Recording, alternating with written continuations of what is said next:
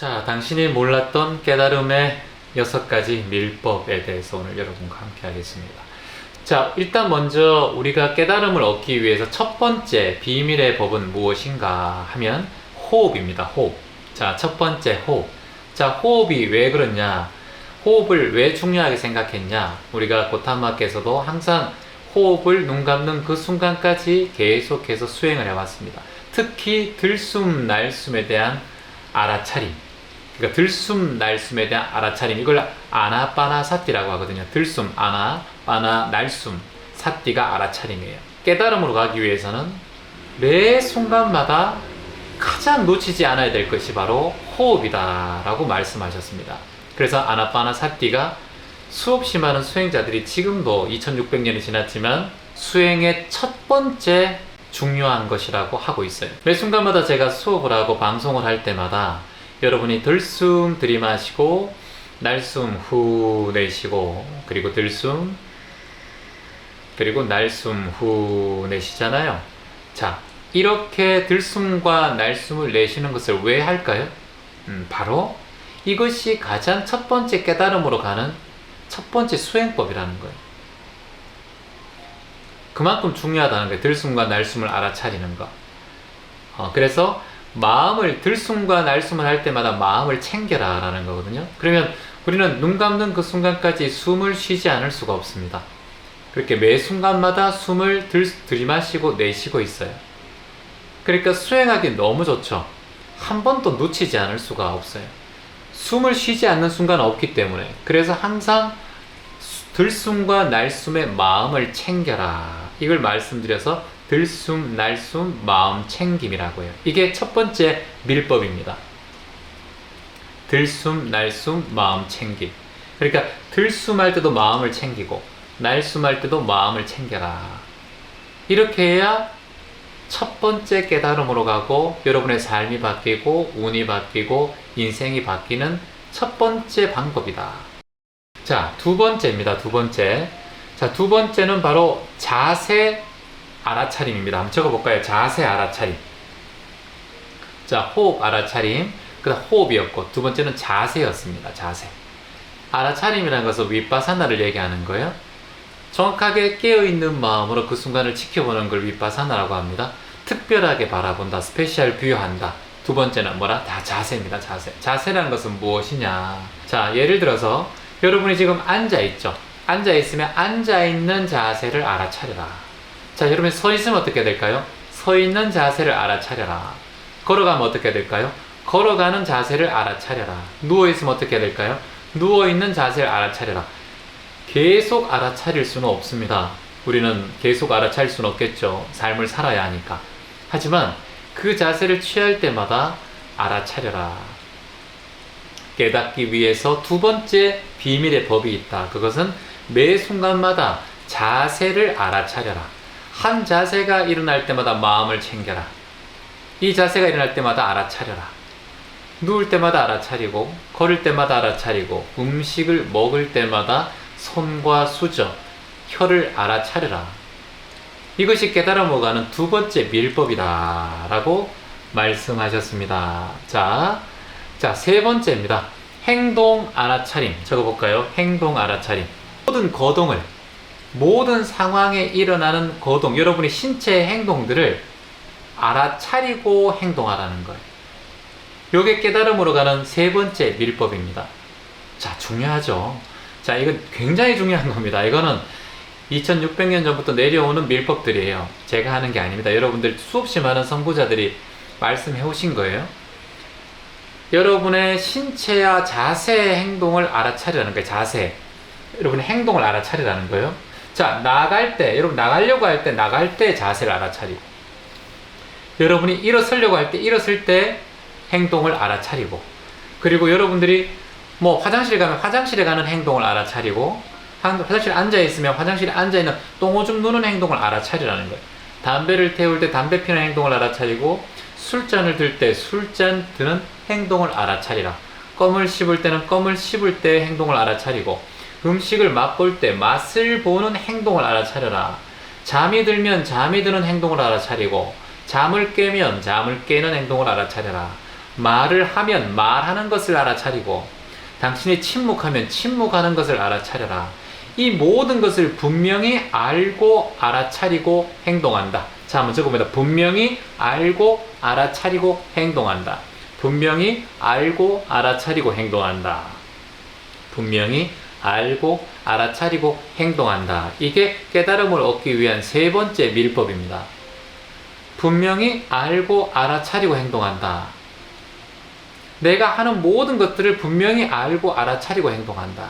이 행동은 보다 적극적인 알아차림이에요. 이것이 세 번째 밀법이다. 그리고 네 번째, 4대. 그러니까 이걸 몸 안이라고 하는데요. 4대를 알아차리라고 한번 적어보세요. 4대를 알아차리라. 4대 알아차리는 여기서는 갈로에서 몸 안이라고 적어주세요. 몸 안. 물론 몸 바깥도 맞습니다. 4대라는 것이 피부가 이 몸 바깥이니까 지수화풍이니까 4대 알아차림, 지수화풍의 알아차림. 지대, 수대, 화대, 풍대 알아차림.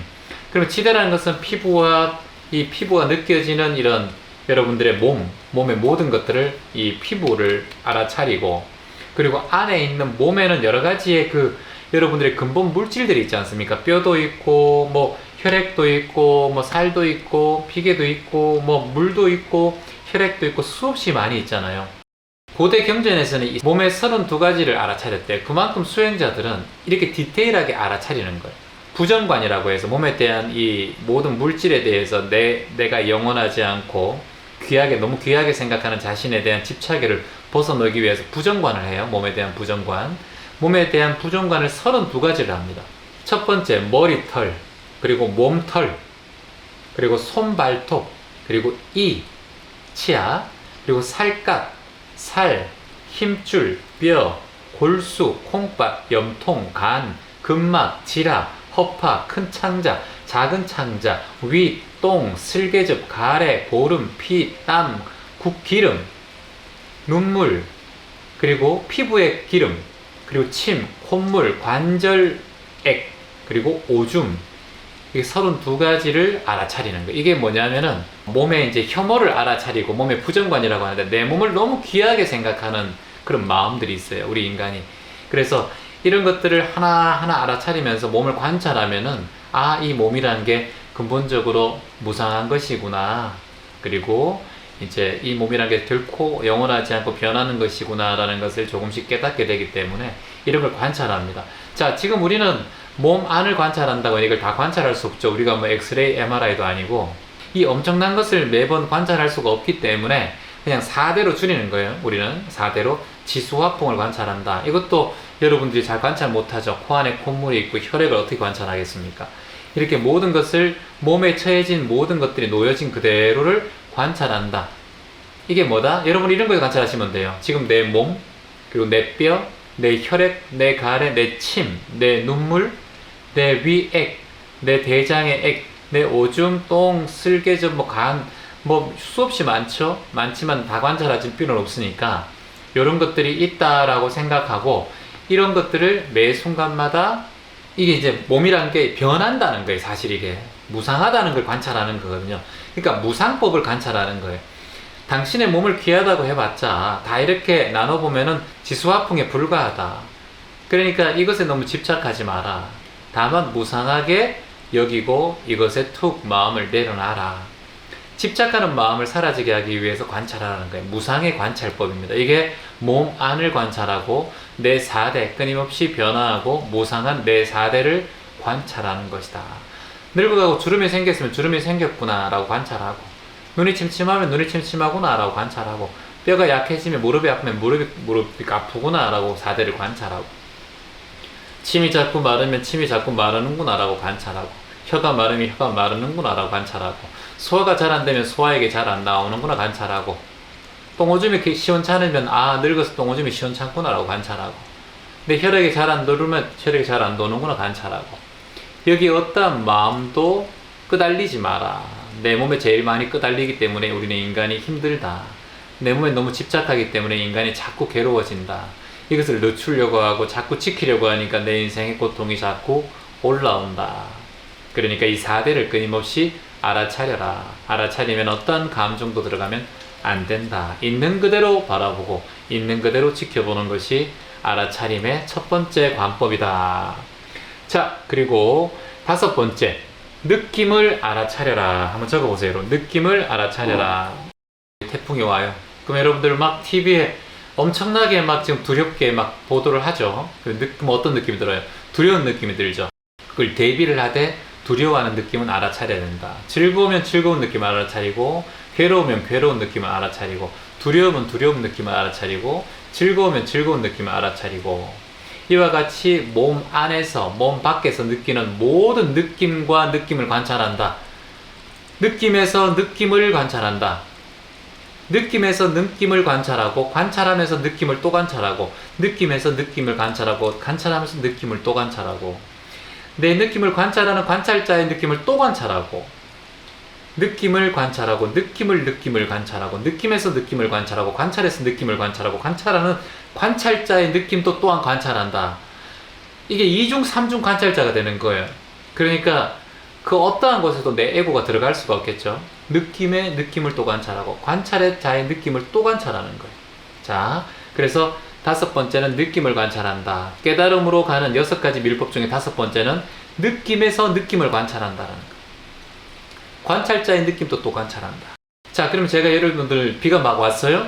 그럼 제가 두려워요. 두려우면 어떻게 될까요? 두려워하는 느낌을 관찰합니다. 이렇게 해야겠죠? 그럼 관찰하는 내가 있을 거 아니에요, 또. 두려워하지 마, 이런 내가 있을 거 아니에요, 관찰자. 그럼 관찰자가 느끼는 느낌은 어떤 건가요? 이 나의 내면의 자아를 부드럽게 하고 안락하고 포근하게 해주고 싶은 마음이 든다는 것도 관찰해야 된다는 거예요. 그리고 느낌을 관찰해야 돼라는 관찰자를 또 관찰하는 거예요. 알아차림을 하고 명상을 통해서 관찰해가지고 이걸 내려놓게 하기 위한 그 마음에 일어나는 그 또한 관찰해야 된다는 거예요. 그러니까 느낌에서 느낌을 관찰하고 관찰자의 느낌도 관찰하라는 거예요. 자, 마지막은 뭘까요? 바로 마음을 알아차려라. 자, 마음 알아차림입니다. 자, 마음 알아차림. 자, 마음 관찰 제일 중요합니다. 심소법이에요. 이걸 심법이라고 하는데 심소법이라고 합니다. 왜냐? 일체 유심조이기 때문에. 마음이 여러분 삶 속에 우리의 삶을 다 바꿔버리기 때문에. 마음 관찰입니다. 마음 관찰에 대해서 얘기할게요. 자, 첫 번째 마음 관찰은 우리에게 가장 많은 마음이 탐욕입니다. 탐욕. 그래서 우리가 탐진치, 삼독을 조심하면 깨달음으로 간다라고 합니다. 탐진치. 그래서 그 첫 번째가 탐욕이에요. 자, 그럼 마음 관찰의 첫 번째 1번 딱 적어보세요. 1번. 탐욕이 있는 마음이라고 꿰뚫어 안다라는 거예요. 그러면 탐욕이 사라진 마음이라고 꿰뚫어 안다. 여기서는 항상 마음은 한 가지가 들어가야 됩니다. 같이 따라해 볼까요? 꿰뚫어 안다. 뭐라고요? 꿰뚫어 안다. 다시 한번. 꿰뚫어 안다. 마음을 꿰뚫지 못하면 그냥 비켜나버려. 우리의 마음이 워낙 이게 잘 안 바뀌기 때문에 여기는 꿰뚫어야 돼. 관통해야 된다니까, 관통. 그냥 어설프게 마음 이러면 휙 나가버려. 마음을 뚫을 수가 없어요. 그래서 우리는 항상 마음에는 꿰뚫어 안다. 관통한다라고 얘기해요. 관통한다. 첫 번째. 탐욕이 있는 마음을 탐욕이 있는 마음이라고 꿰뚫어 안다. 그러면 탐욕이 없는 마음이라고 꿰뚫어 안다. 왜 제가 두 번 얘기할까요? 왜 제가 탐욕이 있는 마음을 꿰뚫어 안다 이게 아니라 왜 탐욕이 있는 마음이라고 꿰뚫어 안다라고 얘기할까요? 두 번 관찰하시라는 거예요. 이중 관찰이라는 거예요. 이걸 바로 이중 관찰법이라고 합니다. 중첩 관찰법입니다. 중첩. 그러니까 탐욕이 있는 마음이라고 꿰뚫어 안다. 그럼 탐욕이 없는 마음이라고 꿰뚫어 안다. 자, 그러면 예를 들어서 탐진치예요. 그 다음 뭐를 알아차려야 될까요? 자, 중첩 관찰법을 해야 됩니다. 두 번째는 탐진이니까 성내일 진이죠. 진심이죠. 진심.